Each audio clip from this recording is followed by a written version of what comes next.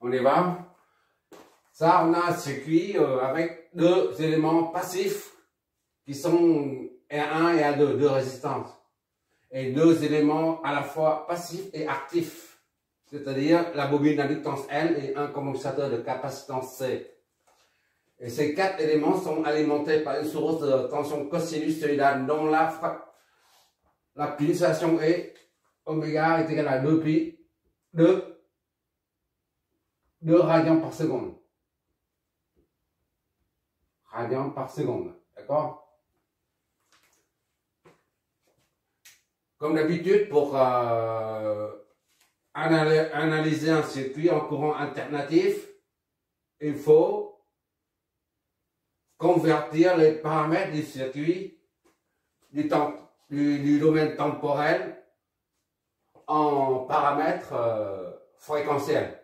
Parce qu'on analyse toujours un circuit en courant alternatif seulement en domaine fréquentiel. On n'analyse pas un circuit en courant alternatif en domaine temporel parce que c'est trop lourd à gérer à cause des cosinus, tout ça là, cos A plus moins B est égal à cos machin bidule, de même que 2 cos A est égal à cos A au carré H. Tout ça multiplier les cosinus pour la soustraction des cosinus et des sinus, ça c'est la galère. Alors ça c'est compliqué à gérer, c'est très lourd.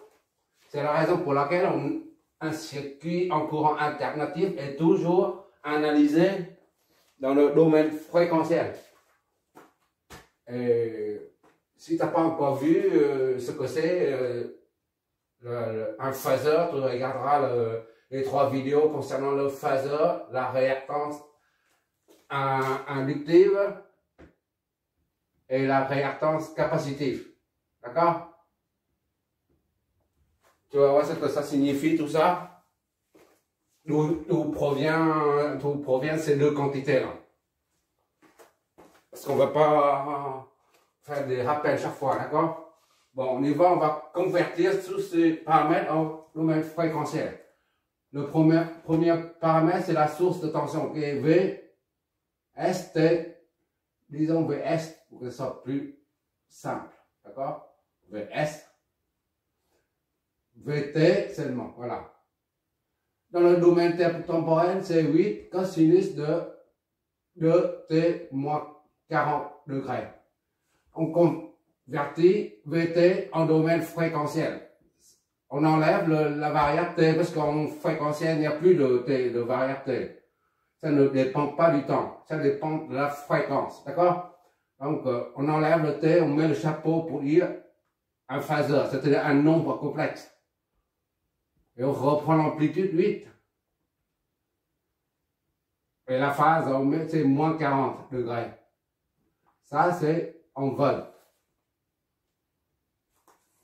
C'est le premier paramètre qui est amené au domaine fréquentiel. Le deuxième paramètre, c'est ZR1.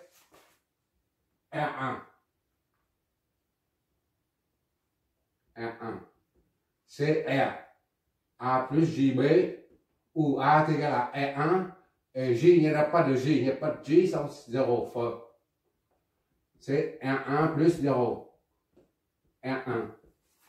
R1 est égal à 1. D'accord? Donc, Z, R1 est égal à 1. Ou alors, 1 fois 0 degré. C'est le deuxième paramètre fréquentiel. Le troisième paramètre, c'est R2. Le même raisonnement conduit à R2 est égal à 2 ohms.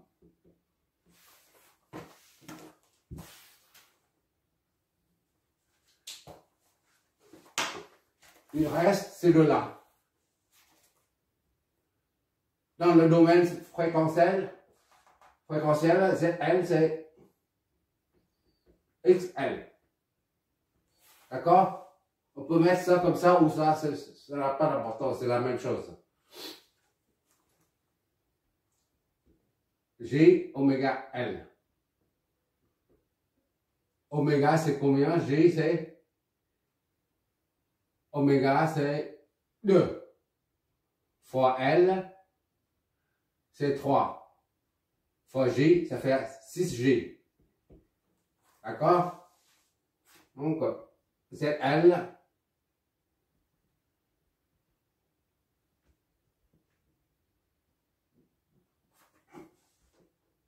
est égal à 6G ou bien 6,90. Parce que J est égal à 90, c'est une phase. Voilà. Et maintenant, le dernier paramètre à convertir en domaine fréquentiel, c'est ZC.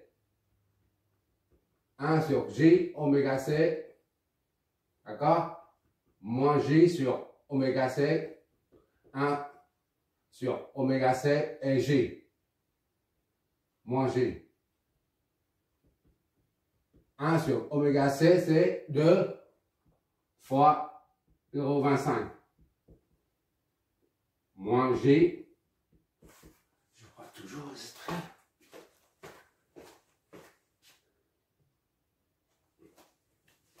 Voilà, c'est moins 1 sur ça, c'est moins 2. J. C'est ça? ZC est donc égal à moins 2J ou bien 2 moins 90 ohms.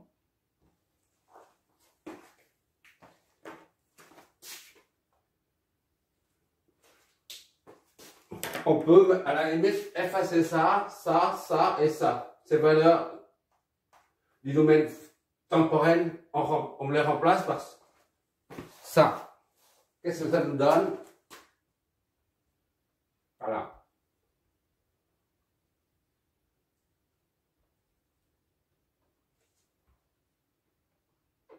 On va étudier directement dessus.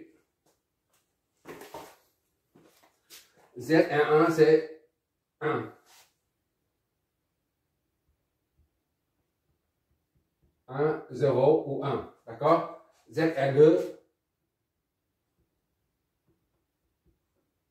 2, 0. Voilà. Zn, c'est 6J. N, 6G. D'accord? Au 6, 90. Voilà. Et ZC, moins 2J. Au 2 moins 90. D'accord? Voilà le circuit au domaine fréquentiel. Il reste ça. Ça, on remplace par 8 moins 40.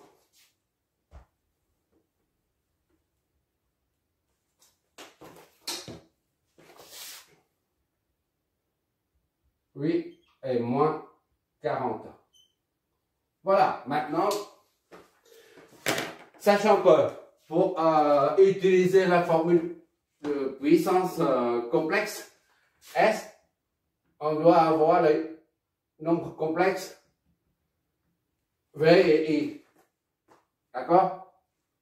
Donc, il faut trouver, on applique cette formule à chaque élément du circuit, y compris la source. Parce que là, cette formule est générale. Elle s'applique aux sources comme aux récepteurs. D'accord? Et pour ça, pour pouvoir appliquer cette formule, il nous faut la tension et le courant en nombre complexe. Il y a un chapeau là. D'accord? Donc, on doit trouver la tension aux bornes de chaque élément et le courant qui passe par. Mais tout ça doit être en nombre complexe. D'accord? Bon, allez, comme d'habitude, pour analyser ça, il faut supposer un sens de courant et puis flécher le courant ainsi que les tensions.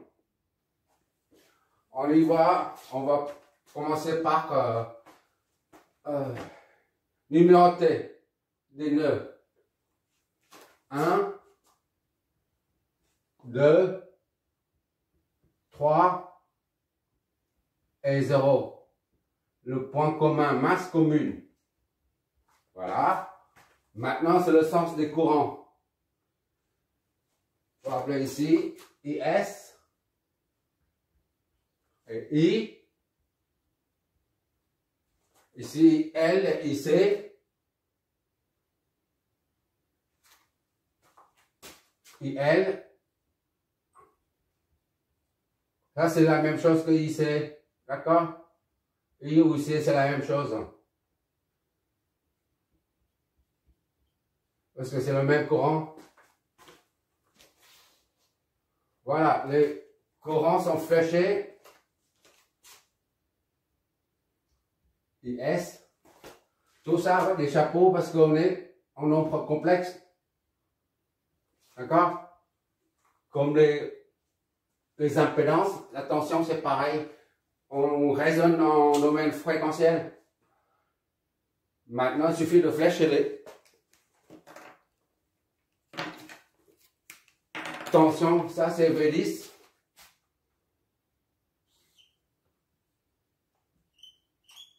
On est en train de préparer le circuit à l'analyse. D'accord? Ça c'est V12. Et ça, c'est V22. 22. Ça, c'est V20.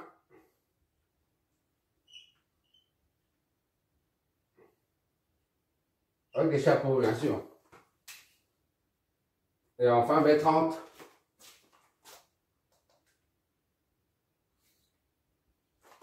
V30. Il faut trouver les tensions en phaseur aux bornes de chaque élément ainsi que le courant en phaseur qui passe par chaque élément. Enfin, d'en déduire la puissance complexe. D'accord? Et enfin, le sens de circulation. Bon, on peut effacer ça parce que tout ça, on a remis en haut. D'accord? On a tout ici. Pour avoir de la place. Simplement,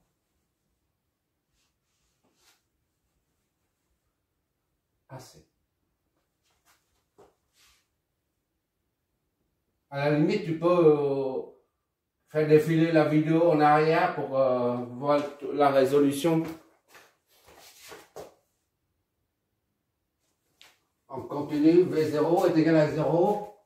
Comme d'habitude, on utilise la méthode nodale. 0, d'accord? Et V10 aux bornes est égal à la tension aux bornes de la source. C'est-à-dire V10 est égal à V.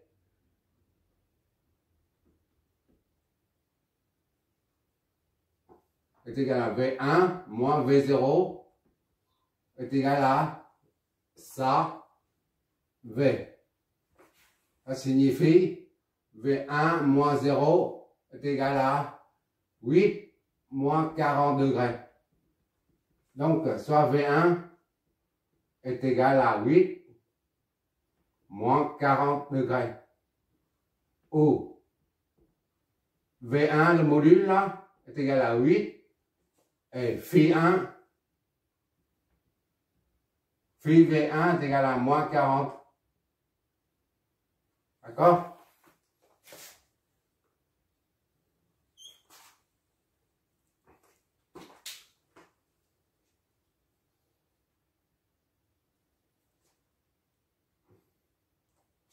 V12 maintenant. V12 est égal à V1 moins V2 est égal à ZR1. D'accord? V12 est égal à ZR1 fois IS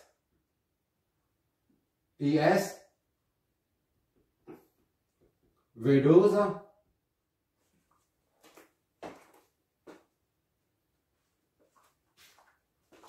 sur ZR1. IS est égal à V1 moins V2 sur ZR1 est égal à V1, c'est ça. 8 moins 40 moins V2 sur ZR1, c'est 1. D'accord? 1, c'est 1, 0.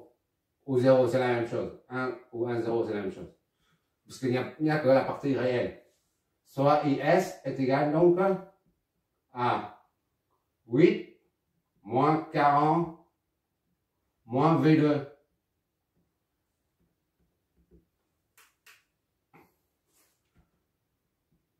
IS module est égal à 8 et phi IS est égal à moins 40.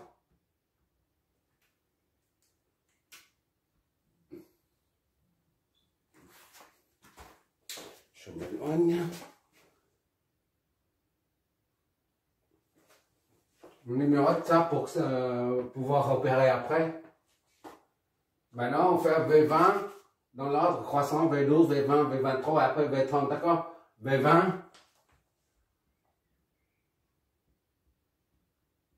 V2, moins V0 est égal à ZL fois IL. D'accord? IL, V2, c'est combien? On n'en a pas. Donc, V2 moins 0 est égal à ZL fois IL. IL est égal à V2 sur ZL. D'accord? Soit IL à V2 c'est inconnu jusqu'à présent. V2 sur ZL c'est 6J. Allez, on met ça comme ça, ou bien on met ça avec la face. C'est la même chose, d'accord? 3. Juste un trait, pas d'encadrement. Juste un trait pour dire que c'est pas encore fini. C'est un résultat provisoire. Voilà. D'accord? C'est idem ici. Voilà. Ça fait... on multiplie par J en bas, parce que chaque fois il y a un nombre imaginaire au dénominateur, ça nous empêche de manipuler facilement. Donc, on convertit ça, on donne multiplié par J en bas, IN ça donne J, J au carré ça fait moins 6. D'accord? Moins 6 en bas, et J V2. Moins J sur 6 V2. Voilà. C'est la même chose. D'accord?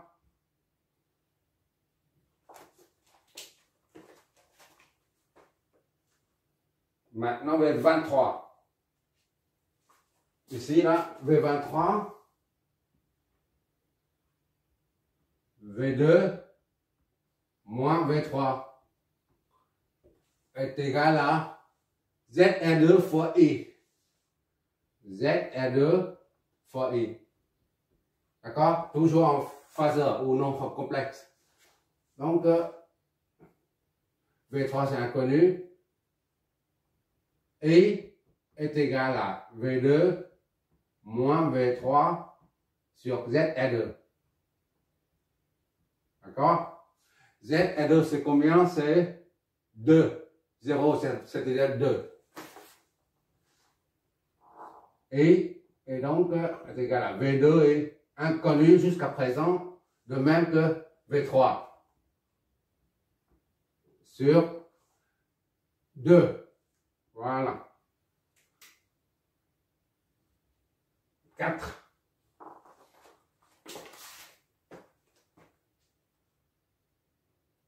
Ou 0,5 sur 0,5. On met 0,5.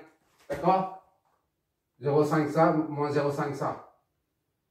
pour enlever, voilà, 0,5 moins 0,5 V3. D'accord? Au lieu de faire la somme et diviser par 2. V30 à présent. Il ne reste que V30. Et puis c'est terminé pour l'intervention. Pour l'inventaire des paramètres V30 est égal à V3. Je ne sais pas si tu vois toujours. Je suis par terre à présent là. Je suis bien à genoux là. V3 moins V0 est égal à ZC. U est égal à RI comme d'hab. I. D'accord? Ou IC. V3 est inconnu. V3 moins 0. ZC fois IC. I, tout court. Donc, I est égal à V3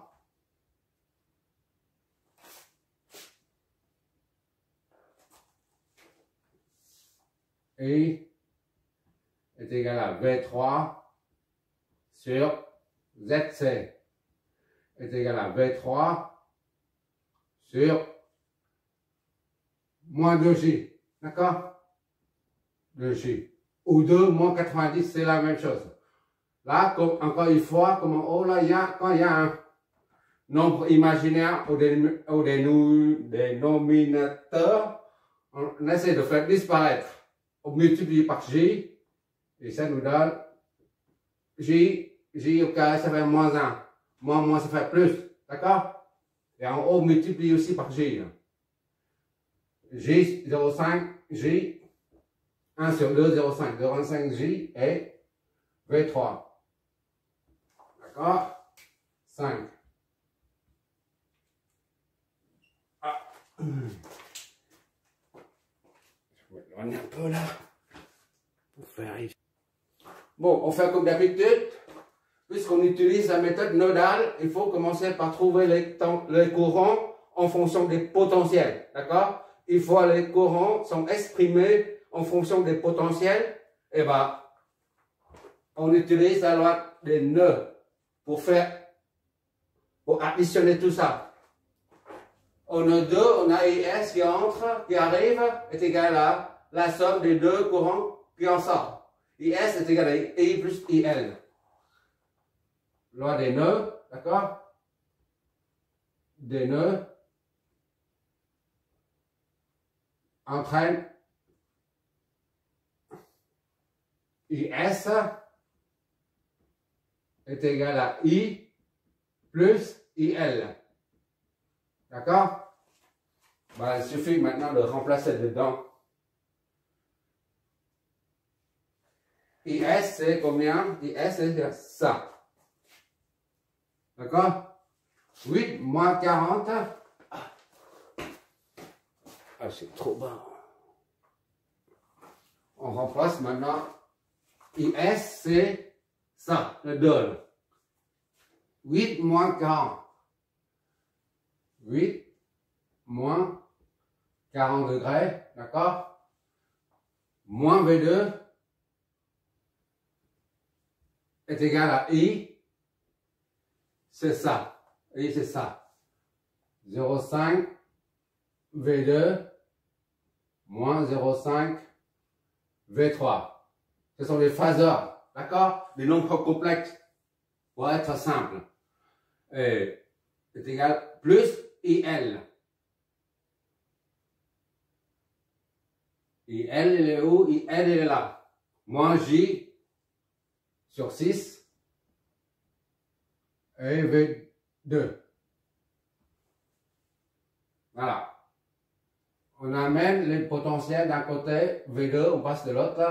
V2, ça reste un quel? 0,5 V2 moins 0,5 V3 moins J sur 6 V2.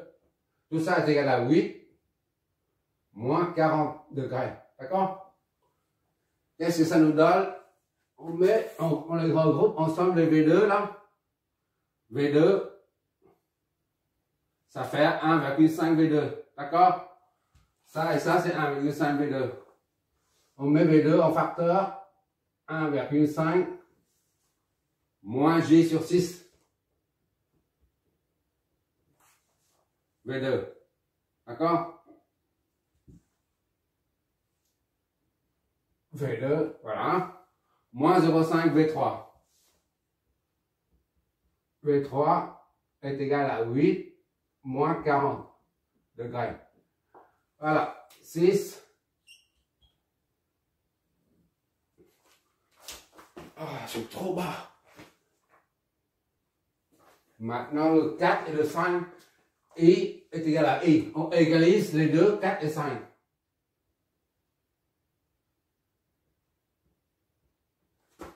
Et 5, I est égal à I.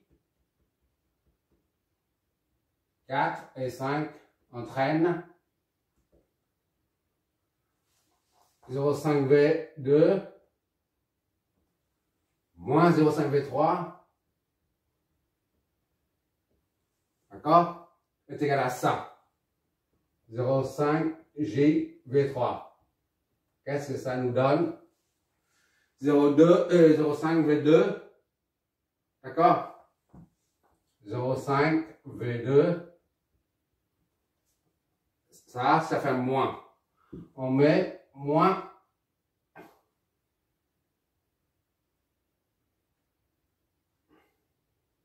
Moins dehors. Voilà, je vais doucement.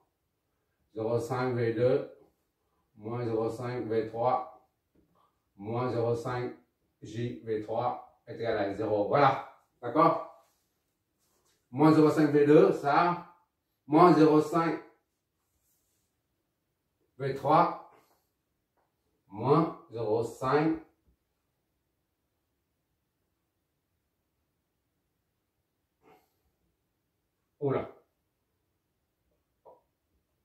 5G